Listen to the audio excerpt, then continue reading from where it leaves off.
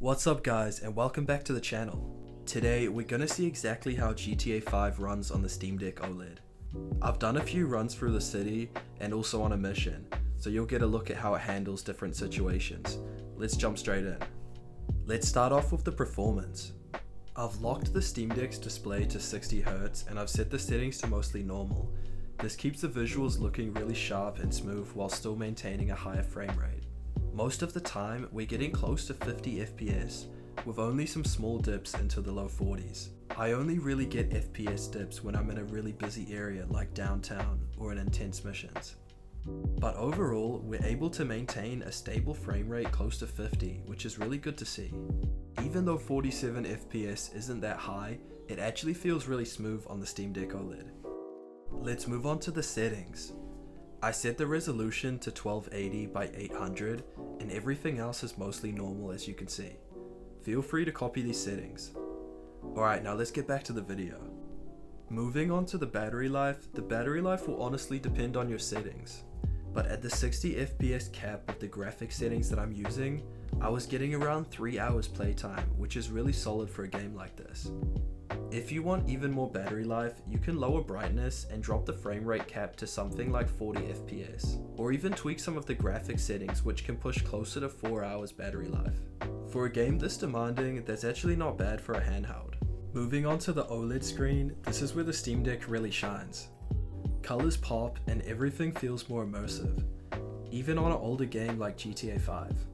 Shadows look deeper, lighting stands out, and little details just feel more alive. You can definitely tell the difference compared to the LCD Steam Deck. It's honestly one of the best upgrades if you care about visuals.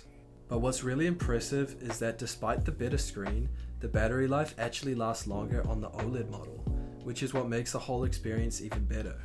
Now let's get into the comfort and controls. The Steam Deck OLED is lighter than the original model, and you really notice it when you're holding it for longer sessions. The grips are shaped well, so it doesn't feel awkward or heavy in the hands. The sticks and triggers also feel really solid and responsive, which is huge for driving and shooting in GTA 5. The buttons also have a really nice click and feel to it. Overall, it's a really comfortable device to game on, even when you're playing for hours, and it feels like the controls were kind of designed for these big, open world games in mind.